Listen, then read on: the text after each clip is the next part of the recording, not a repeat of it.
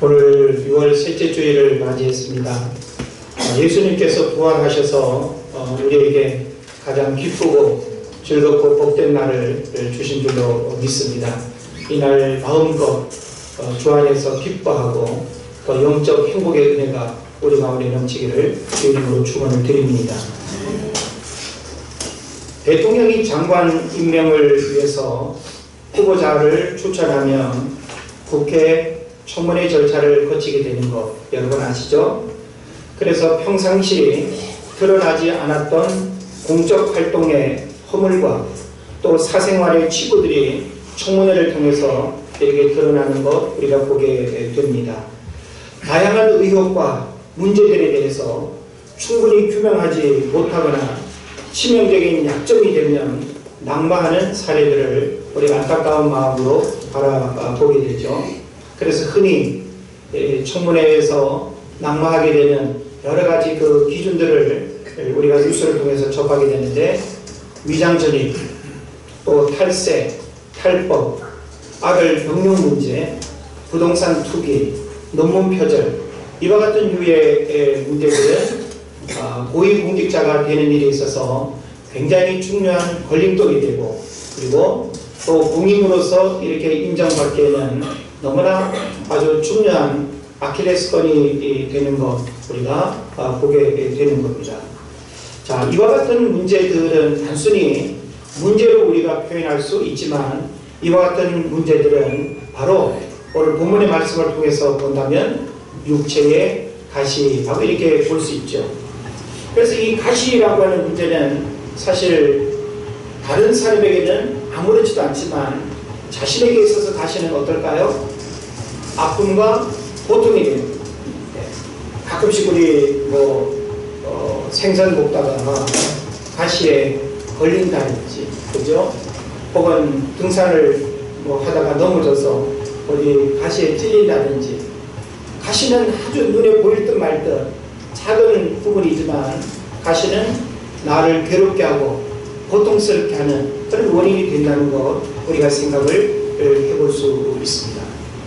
오늘 저는 본문의 말씀을 중심으로 해서 육체의 가시라고 하는 제목으로 말씀을 나누려고 하는데, 오늘 우리 각자의 삶에 이 육체의 가시가 무엇인지, 이 육체의 가시라고 하는 문제를 우리가 어떻게 극복해야 되는지, 이걸 좀 오늘 우리가 살펴보려고 합니다. 자, 우리는 기본적으로 이 가시가 무엇인가에 대한 이해를 하고 있는데, 한마디로 말하면 이 가시는 약점이라고 볼 수 있겠죠. 우리가 그 청문회 그 종국을 통해서 이렇게 접하는 것처럼, 저 사람 참 괜찮아 보였는데 우리가 몰랐던 저런 문제들이 드러나네.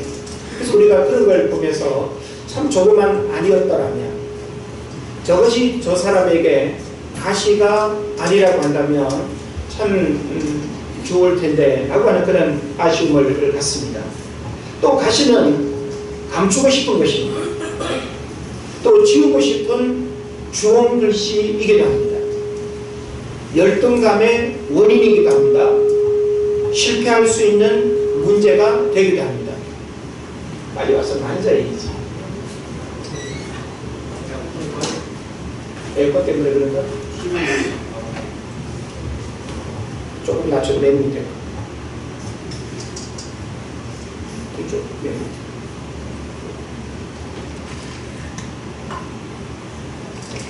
하나 둘 됐어요.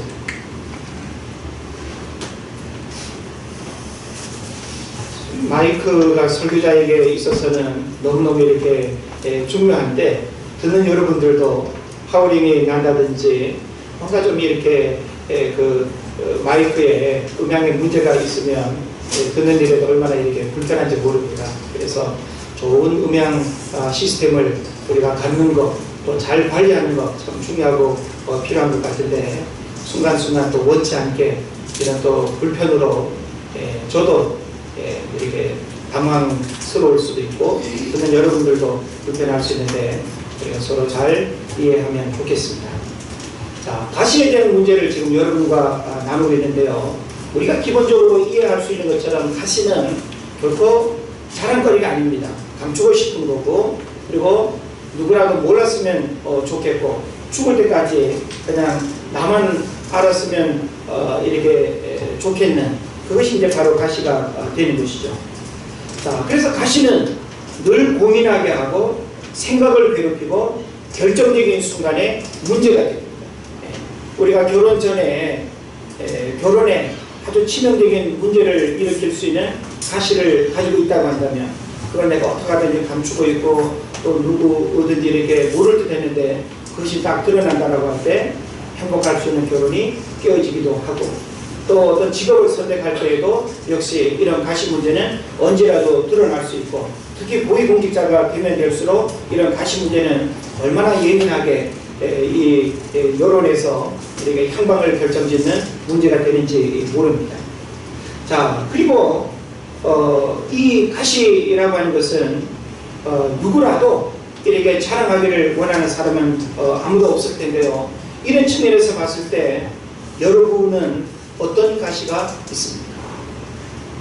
우리는 우리들 스스로가 나에게 있어서는 가시가 뭐지? 지금 감추고 있고 나에게 약점이면서 지울 수 없는 좋은 글씨 같은, 물론 이미 지나간 과거의 일이고 과거의 모습일 수 있지만 다른 사람이 지금 모르고 있는, 나만이 알고 있는 어떤 육체의 가시가 있다라고 할 때 그 가시 참 늘 괴롭지 않습니까? 내가 의도적으로 그 가시를 만든 건 아니라 할지라도 우연찮게 내 삶에 일어난 그 가시가 끊임없이 나를 괴롭히고 내가 무언가를 점프하고 무언가를 성공을 향해서 나아가고자 할 때 이 가시가 방해가 되고 장애가 된다라고 할 때 이 가시 문제를 어떻게 해결해야 되겠는가라고 하는 사실입니다. 어떤 사람은 가난함이 가시일 수 있습니다. 늘 가난의 굴레를 벗어나지 못하고 잘 사는 사람 앞에 가면 주눅들고, 나보다 그냥 넉넉하게, 나는 짜장면밖에 못 사 먹는데 늘 탕수육 시켜 먹는 거 아주 그냥 그런 분인가요? 나는 그냥 된장찌개밖에 못 먹는데 그냥 돼지갈비 그냥 구워 먹고. 우리들 스스로가 나를 위축하게 만드는 어떤 가난의 문제가 있다고 한다면 이 또한 우리는 삶 속에서 느끼는 하나의 가시일 수 있습니다. 또 어떤 사람은 학력의 가시를 가지고 있기도 합니다. 내가 대학도 못 나왔어. 나는 유학파도 아니야. 나는 가방끈이 짧고. 이런 것이 참 이 어떤 실력보다는 이런 스펙과, 그죠? 학력을 중시하는 우리 이 사회에서는 이와 같은 것들이 하나의 가시가 되기도 합니다. 또 어떤 사람은 고질적인 질병의 가시를 갖고 있는 경우도 있습니다. 질병의 가시. 제가 어제 어떤 뉴스를 보니까 샴 쌍둥이 아시죠? 몸의 일부분이 붙어서 태어난 쌍둥이. 근데 이 샴 쌍둥이가 이렇게 어떤 거는 각자의 기능을 갖고 있는 경우도 있고, 어떤 거는 하나의 기능을 가지고 두 사람이 사용하는 경우도 있고 한데, 영국인가요? 외국의 사례인데 보통 샴 쌍둥이가 이렇게 오래 살지 못한다고 합니다. 그런데 지금 65세인가까지 아주 장수하고 있는 이 샴 쌍둥이를 이렇게 보여주더라고요. 그냥 분리수술을 하지 않고 그냥 같이 사는데, 그러니까 그 두 사람이 이 배 밑으로는 붙어 있는데 머리와 이 몸이 이제 위에가 이렇게 떨어져 있는 거죠. 서로 마주보면서 살아야 하고, 서로 마주보면서 수영도 하고, 서로 마주보면서 밥 먹고, 물론 그것은 자기들이 선택한 게 아니기 때문에 어떤 면에서는 가시가 아닐 수도 있습니다. 그러나 자기들이 마음대로 하고 싶고 또 가고 싶은데 갈 수 없는 이런 것은 정상인 삶인가 또 생각해 봤을 때는 얼마나 고통스러운 삶의 가시인지 모르죠. 또 어떤 사람은 감정의 가시를 가지고 있습니다. 쉽게 그냥 화내고, 쉽게 또 의기소침하고, 쉽게 그냥 우울해지고, 정상인의 어떤 감정을 평범하게 갖지 못하고 누구와 조금만 어울리면 그 감정의 가시 때문에 쉽게 싸우거나 쉽게 토라지거나 관계를 깨뜨리고 어렵게 하는 이런 감정의 가시를 갖고 있는 사람도 있습니다. 또 말투와 표현의 가시도 있습니다. 어쩜 저 사람은 꼭 말이 저렇게 공격적인지 몰라. 어쩜 저 사람은 말투가 저렇게 늘 부정적인지 몰라. 어떤 사람은 꼭 말투가 저렇게 늘 이렇게 삐지고 비관적이고 상대방을 이렇게 평가절하하고 이런 가시가 있을 수 있습니다. 또 어떤 사람은 술, 마약, 게임, 포르노 등 중독의 문제를 가지고 있는 가시를 가진 사람도 있습니다. 우리 가장 가까운 주변 혹은 가정 안에서도 보면 누군가는 술이 그 사람의 인생을 망치는 가시가 되기도 하고, 또 마약에 빠져가지고 정상적인 삶을 살지 못하는 그런 가시, 또 게임 중독, 포르노 이런 하나하나 중독의 문제가 가시인 경우들도 있습니다. 그래서 어떤 경우에는 자녀가 평생 가시인 경우도 있고, 형제가 가시인 경우도 있고, 부모가 가시인 경우도 있고, 이렇게 우리는 너무나 다양한 삶 속에서 다양한 문제의 가시들을 접하며 살아가고 있다라고 하는 사실입니다. 그런 면에서 제가 여러분에게 여러분은 어떤 가시를 가지고 있습니까? 자랑삼아 이야기할 사람은 아무도 없을 거예요. 그러나 한 사람 한 사람 가만히 거울 앞에서 자신의 삶을 들여다본다면 이런저런 가시들이 굉장히 많이 발견될 겁니다. 그럼 우리는 오늘 이와 같은 육체의 가시 문제를 어떻게 처리하고 이 육체의 가시라고 하는 문제들을 어떻게 우리가 극복해야 되겠는가라고 하는 것이 오늘 여러분과 함께 나누고 싶은 말씀의 핵심입니다. 자, 오늘 성경에서는 사도 바울을 우리가 만나게 되는데요. 사도 바울도 가시를 가지고 있었다는 사실입니다. 자, 우리가 사도 바울 하면 자랑거리가 더 많습니까? 아니면 가시가 더 많습니까? 자랑거리가 많은가요? 네, 우리 강호도 집사님이 자랑거리가 많다고 했으니까 사도 바울의 자랑거리를 많이 알고 계실 것 같아요. 우리 강호도 집사님이 알고 계신 사도 바울의 자랑거리 어떤 게 있을까요?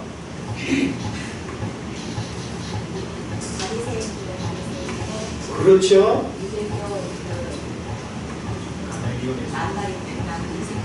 예? 가말리엘의 문화생이고, 예, 빨리 여기서 힌트 좀 주세요. 예, 박영도 목사님. 또 뭐 있죠? 여러분들이 한번 말해보세요. 이어서 사도 바울의 자랑거리. 그렇죠. 또 자랑거리는 그 이야기하면서 그냥 내용을 모르시네. 예? 율법으로는 흠이 없는 자, 바리새인 중에 바리새인, 로마 시민권자, 율법의 대학자, 가말리엘의 문화생. 그리고 오늘 본문에서 보면 사도 바울은 뭘 경험했어요? 성경에 나와 있잖아요. 어떤 하늘을 올라갔다고요? 셋째 하늘. 그걸 뭐라 그래요? 삼층천 이야기하잖아요. 신비한 영적 체험. 우리가 그냥 교회 다니는 것도 자랑거리일 수 있는데, 여러분 가끔 사모님 부럽지 않은가요? 뭔가 우리와 조금 다른 이상한 것 막 그냥 뭔가 이렇게 자랑 삼아 이야기할 때 뭐야 나도 똑같이 신앙생활 몇십 년 했는데, 사실은 사모님의 모든 신앙 코치는 제가 하고 있고 제가 항상 선배입니다. 하나님은 각자에게 주신 은사들이 있죠. 그리고 각자의 장점과 자랑거리들 누구에게나 다 있습니다. 그런데 사도 바울과 비교를 해본다면요, 사도 바울은 정말 우리가 비교할 수 없을 만큼 엄청난 자랑거리를 가지고 있는 사람이에요. 그러니까 상대적으로 자랑거리가 많기 때문에 뭐가 적을까요? 육체의 가시, 그럼 부끄러울 수 있는 부분들이 작을 수밖에 없죠. 그래서 오늘 성경에 보게 되면요, 사도 바울은 우리가 이야기하는 그런 자랑거리들을 늘어놓지 않습니다.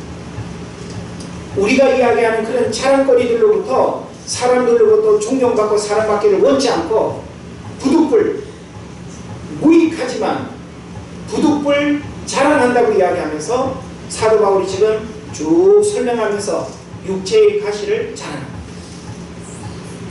우리는 육체의 가시 감추고 싶어요? 드러내고 싶어요?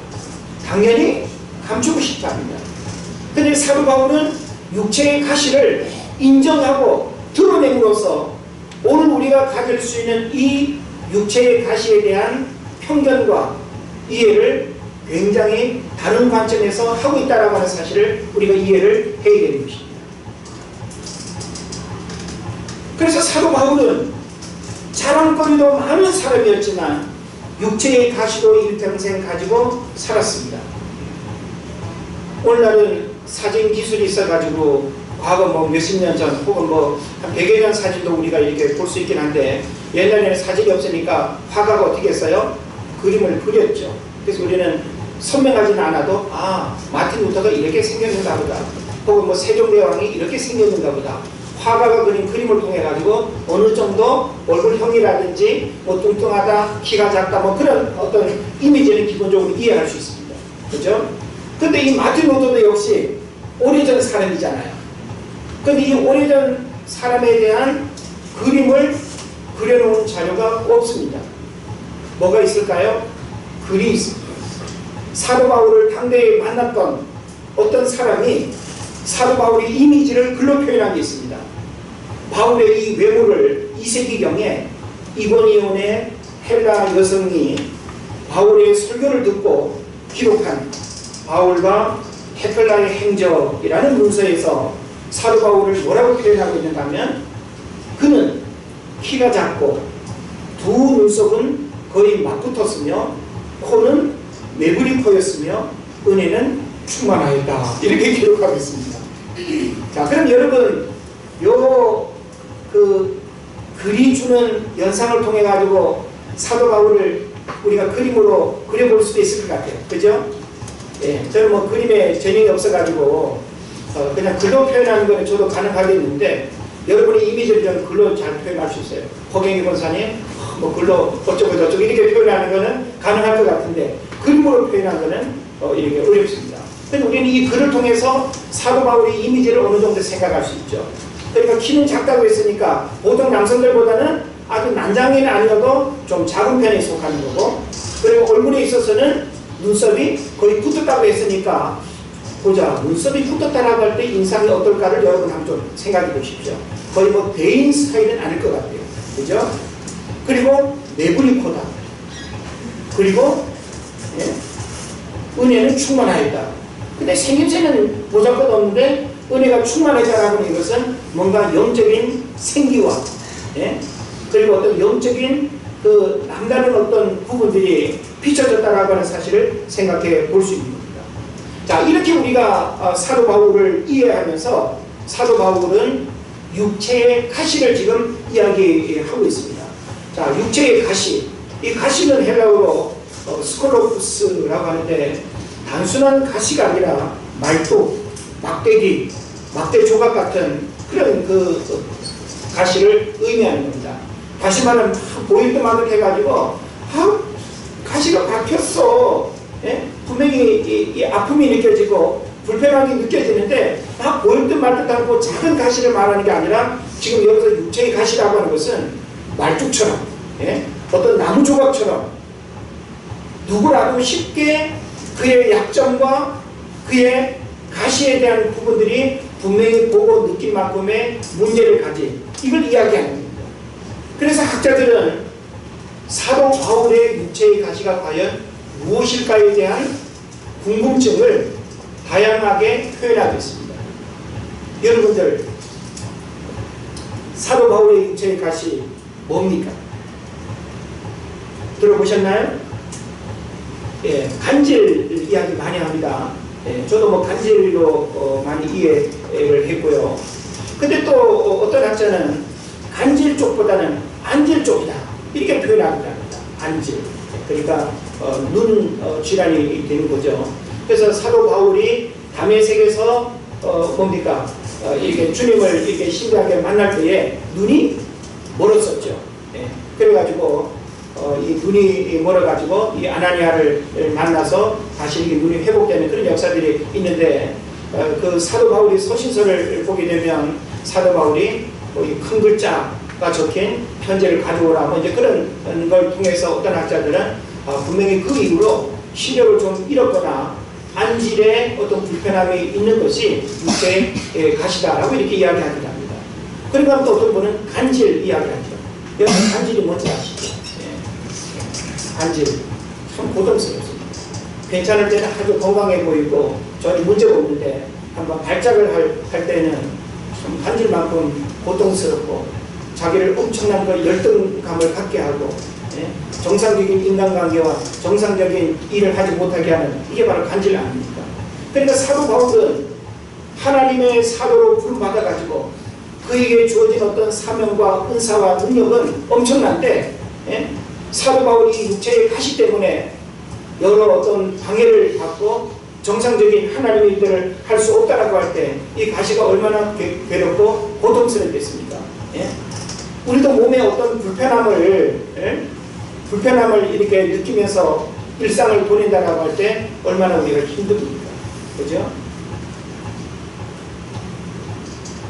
가끔씩 그 세상에 이런 일인가 그런 프로그램을 보게 되면 가정 형편이 너무 열악하고 어려운데 어떤 고질적인 어떤 질병에 걸려가지고 완전히 그냥 누구의 도움도 받지 못하고 그냥 그 질병 가운데 신음하고 괴로워하는 그런 경우를 우리가 보게 되죠. 그래서 아마 그 프로그램에서 그런 사람을 병원에 가서 이렇게 진단받게 하고 또 치료받게 하는 그런 감동적인 이야기도 우리가 보게 됩니다.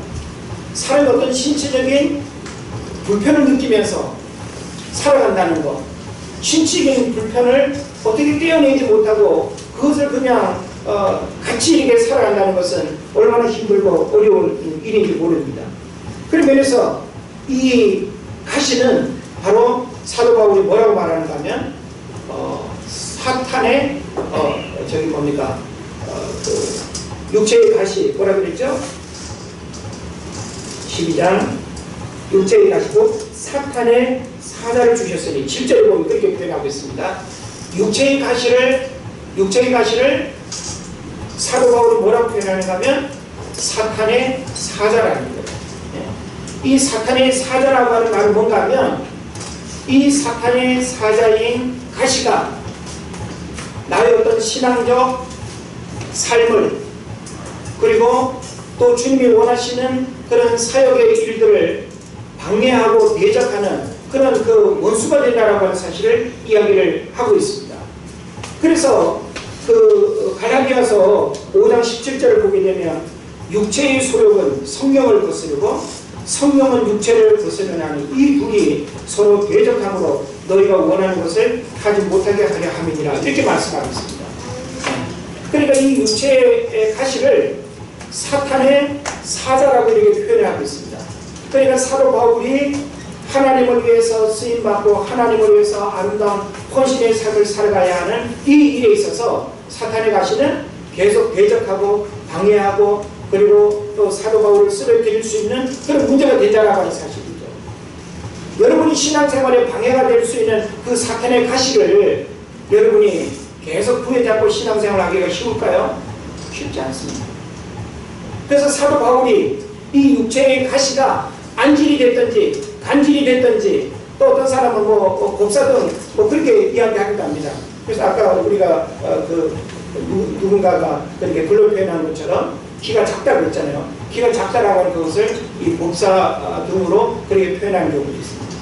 그러니까 신체적인 어떤 장애를 가지고 있으니까 얼마나 많은 어려움이 되겠습니까? 그러니까 우리가 성경을 보게 되면 이 사도 바울이 이 육체의 가시를 제거해 달라고 하나님 앞에 몇 번이나 간구했다고요? 3번이나 간구했다는 거예요. 근데 하나님께서 다른 모든 기도는 다 들어주시고 영적인 신비한 체험도 하게 했고 엄청난 능력도 하나님이 주셨는데 사도 바울의 이 육체의 가시는 제거해 주셨어요? 제거하지 않았어요? 하나님이 제거해 주지 않았습니다. 그래서 뭐라고 말씀하셨어요?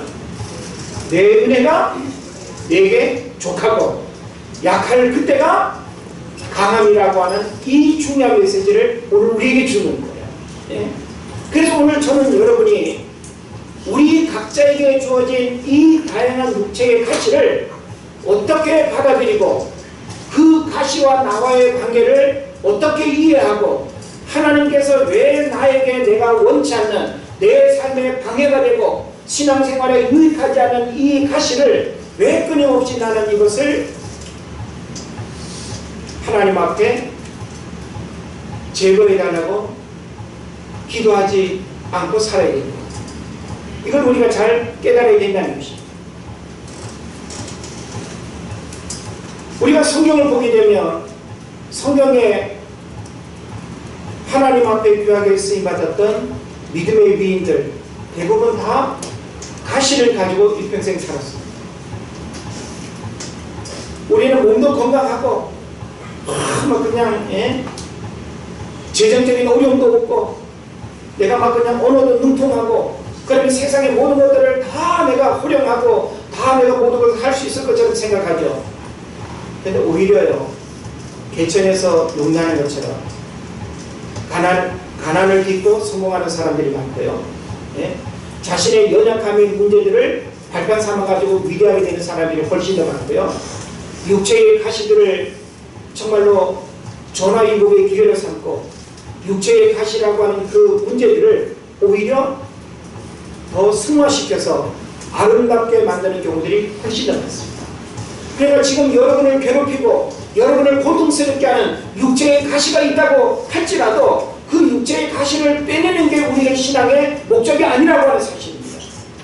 그 육체의 가시가 지금은 나에게 불편하고 고통스러울지는 몰라도 그 육체의 가시를 하나님 앞에서 어떻게 내가 극복하고 어떻게 그 육체의 가시를 잘 내가 용납하는가라고 하는 것은 그 육체의 가시가 우리의 삶을 놀랍게 변화시키는 기회가 된다는 사실을 알아야 됩니다.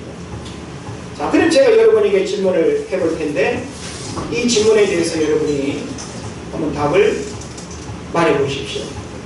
자, 아브라함은 그의 일평생 어떤 가시를 가지고 있었죠?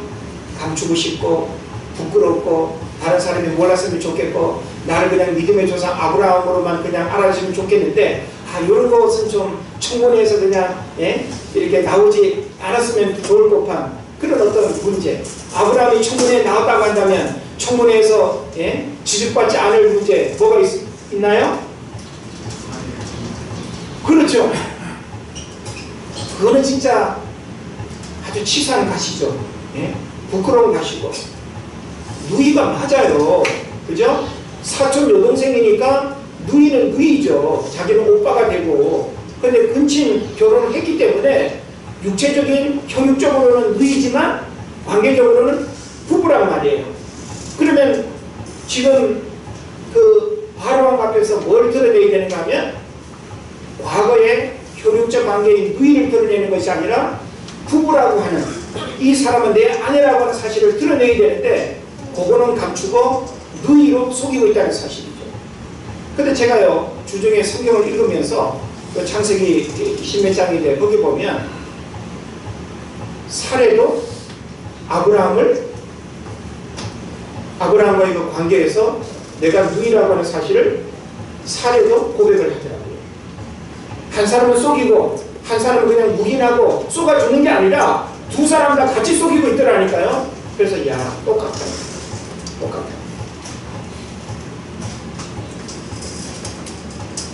자, 모세는 어떤 가시가 있었나요?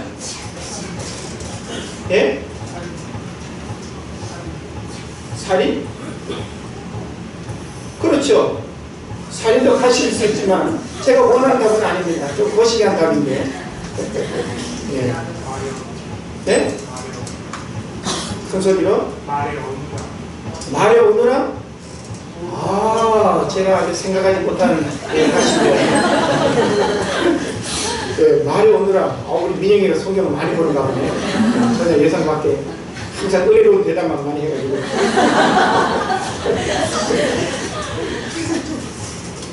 지금 뭐 정답을 찾아가는 거니까 그냥 여러분이 생각나는 대로 표현해 보십시오. 모세는 시키면 돌판 막 집어 던졌잖아요. 그냥 막 내리쳤잖아요. 지팡이 돌판. 뭡니까? 한마디로 말하면 감정, 혈기죠. 승질 급한 거. 근데 하나님께서 그 승질 급한 모세를 위대한 광야로 집어넣어가지고 몇 년 동안? 40년 동안 구워 삶았습니다. 그래가지고 성경에서 모든 지면의 사람보다 그 온유함이 승하더라. 그렇게 표현하고 있습니다. 혈기만은 아까 우리 진영이 얘기했지만 사람도 막 그냥 죽이고 혈기 부리고 그랬던 이 모세가 아주 심각한 문제의 가시를 가지고 있었는데 광야에서 철저하게 깨어지고 하나님의 그 훈련을 받고 난 다음에 그 온유함이, 모세의 온유함이 지면의 모든 사람보다 이거라. 하나님은 우리가 가지고 있는 어떤 혈기와 그런 그 가시가 문제가 아니라 그것을 어떻게 바꾸고 그것을 어떻게 이용하고 승화시키느냐가 더 중요한 거예요. 지금 여러분이 부끄럽게 여기고 있는 여러분 자신의 그 가시가 문제가 아니라 그 가시를 발판 삼아가지고 여러분의 삶이 어떻게 변화하고 어떻게 하나님 앞에 더 가까이 나아가느냐가 더 중요하다는 사실 믿으시길 바랍니다. 야곱은 어떤 가시를 가지고 있었어요? 야곱은 쉽게 말할 수 있을 것 같은데 박정희 집사님? 박정희 집사님 여기 안 되겠죠? 뭐죠? 형의 장자권, 축복권, 도둑질한 거, 그죠? 사기꾼이라고 하는 이름을 가진, 속이는 자라고 하는 이름을 가진. 그래서 우리가 야곱 하면 사람이 들었을 때 사기꾼, 속이는 자, 그 의미를 다 아는 거예요. 자, 우리는 자기 이름을 표현하면 그 이름 속의 뜻이 상대방에게 전달됩니까? 안 됩니까? 전달되죠. 한자어는 뜻글자잖아요. 뜻을 담고 있기 때문에 요즘은 뭐 그냥 한글 이름도 많지만은 병국, 빛날 병자, 하늘나라 국자란 말이에요. 그럼 하늘나라를 빛나게 할 사람. 우리 어머니가, 우리 부모님이 얼마나 일찍이 목사가 될 걸 그렇게 아시고 이름을 그렇게 지어줬는지 몰랐어요. 원래 나라 국자인데 제가 위에 십자가 하나를 붙였습니다. 하늘나라 국자라고. 괜찮죠? 우리는 이름을 표현하고 이름을 듣게 될 때 저 사람 이런 의미구나. 근데 참 묘한 거는요, 이름이 거칠거나 이름의 어떤 그 어감은 그 사람의 이미지와 그 사람을 우리가 뭐 관상학적으로 그냥 이렇게 딱 우리가 표현할 때 거의 틀리지 않는 그런 어떤 부분들도 있더라고요. 그래서 참 좋은 이름을 만들어야겠다라고 하는 생각을 해보게 됩니다. 그뿐만이 아니라 또 다윗 같은 경우에는 육체의 가시 많죠. 우리아의 아내 바세바 간음 사건 치명적이지 않습니까? 또 베드로 같은 경우는 예수님을 3번이나 부인한 이런 문제들, 이게 바로 다 뭔가 하면은 그들에게 있어서 육체의 가시였다는 사실입니다. 믿습니까? 그래서 사도 바울은 이 장점과 단점을 다 강하게 가지고 있었는데 조금 전에 우리가 함께 살펴본 것처럼 육체의 자랑거리도 대단히 많은 인물입니다. 바리새인 중에 바리새인이었고 율법으로는 흠이 없는 자였고 가말리엘의 문화생이었고 로마 시민권자였고 삼층천의 신비한 체험을 한 사람이었고 사도로 부름받은 이 사실만 보더라도 사도 바울은 정말 우리가 부러워할 수 있는 많은 장점과 많은 자랑거리를 갖고 있는 그런 인물임을 틀림이 없습니다. 그러나 분명히 또 사도 바울은 육체의 가시를 가지고 있었습니다. 간질이 됐든지 안질이 됐든지 육체의 건강을 위협하고 그의 사역을 방해하는 이런 육체의 가시가 분명히 있었다라고 하는 사실입니다. 스위스의 사상가인 힐티는 이런 말을 합니다. 육체의 약점을 언제까지나 바라보고 있어서는 안 된다. 약점을 알아차렸으면 급히 하나님께 향할 것이다 라고 이렇게 말합니다. 어떤 사람은 자신의 그 약점, 육체의 가시로부터 벗어나지 못하는 일평생을 살아가는 경우들이 있습니다. 그 가시가 무엇이 됐든지 자기를 괴롭히는 그 가시를 뛰어넘지 못하고 벗어나지 못하고 그 가시에 갇혀가지고 아주 불행하게 인생을 살아가는 사람들이 있습니다. 그럼 여러분은 여러분을 괴롭히고 위축되게 만들고 성공하지 못하게 하고 행복하지 못하게 하고 불행하게 만드는 그런 육체의 가시가 발견되었다면 어떻게 될까요? 이 힐트의 말을 우리가 생각한다면 누구에게 나가야 된다? 하나님께 나가야 된다. 우리는 성경 속의 많은 믿음의 위인들을 바라볼 때 그들은 육체의 가시를 하나님 앞에서 해결했습니다. 그 육체의 가시를 하나님으로부터 믿음으로 승화시키고 그 가시를 역동적이고 생산적이고 창의적이고 그리고 하나님으로 해서 아름답게 드려지는 삶의 에너지로 바꿨다는 사실을 여러분 믿으시기를 바랍니다. 그렇다면 오늘 우리에게 주어진 이 육체의 가시도 그냥 단순히 나를 괴롭히고 나를 절망하게 만들고 나를 비관적으로 살게 하고 나를 불응하게 만드는 원인으로만 생각하지 말고 여러분의 그 육체의 가시는 여러분의 그 한계 상황을 뛰어넘고 여러분의 잠재 능력을 극대화해서 더 하나님 앞에 나아갈 수 있는 동기부여가 된다는 사실을 믿으시기를 바랍니다. 왜 하나님은 우리에게 이 육체의 가시를 주었을까요? 성경에서 그 의미를 정확하게 말씀하고 있습니다. 7절 말씀을 보면 좋겠네요. 자, 7절 말씀 다 보시고 같이 큰 소리를 합독합니다. 시작.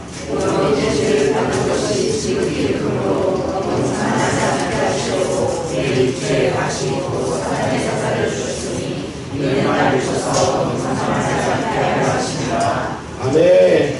자, 이 7절 말씀을 통해서 하나님이 사도 바울을 탁월한 이방의 사도로 부르셨고 그렇게 또 이렇게 사용을 하시는데 그러면 사도 바울에게는 모든 조건이 최상이어야 되잖아요.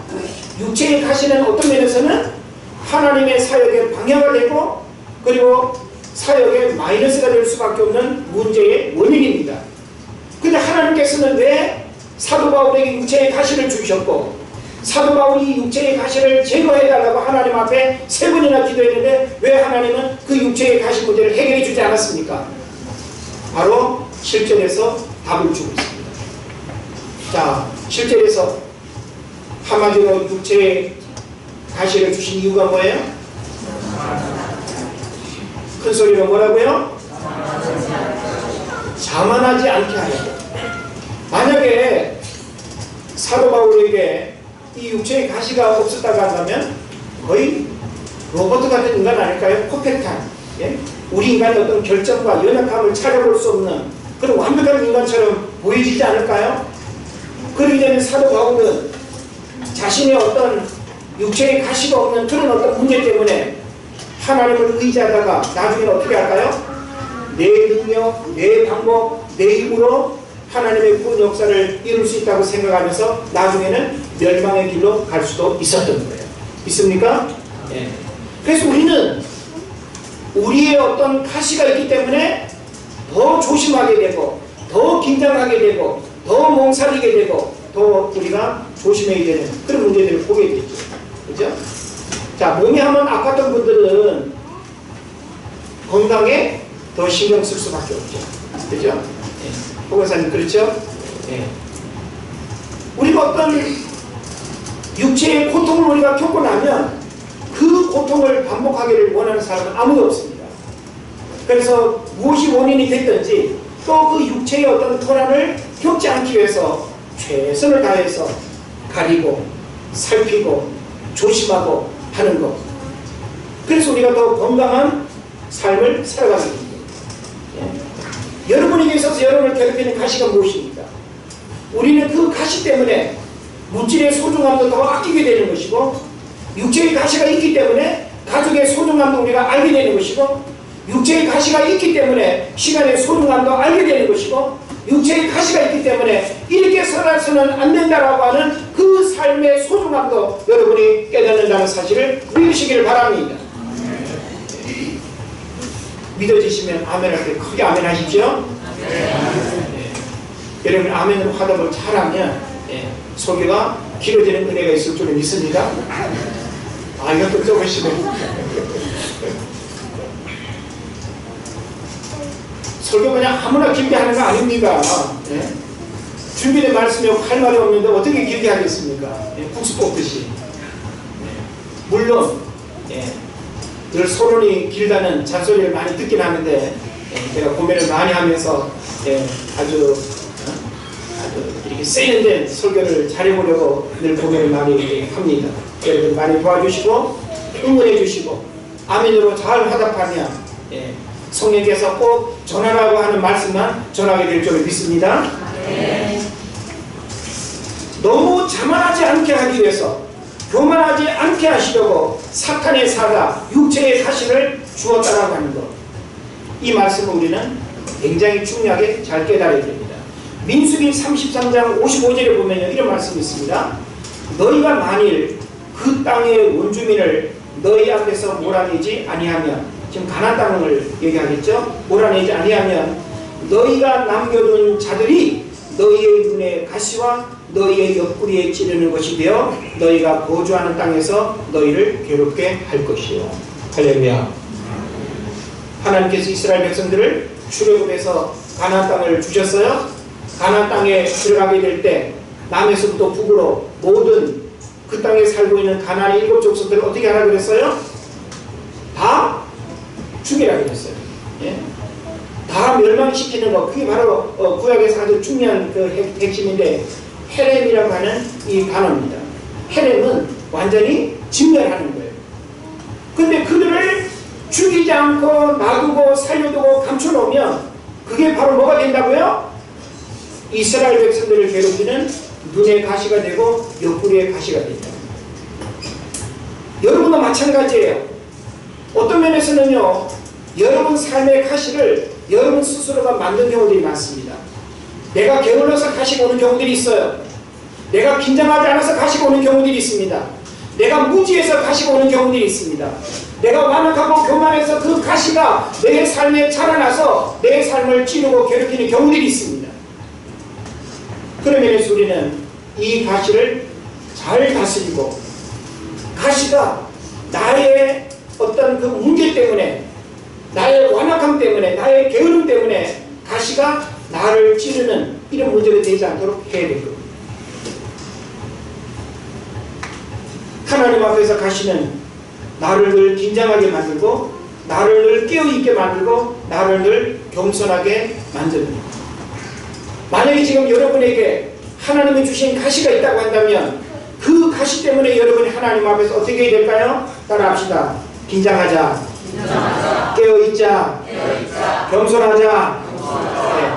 네. 육체의 가시는 하나님께서 여러분으로 하여금 늘 영적인 긴장 속에 살기를 하나님이 원하시는 거예요.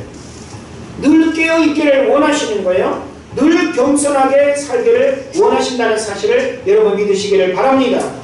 그래서 이제 우리는 결론적으로 하나님이 왜 우리에게 가시를 주십니까? 가시는 나에게 무엇이어야 되는가?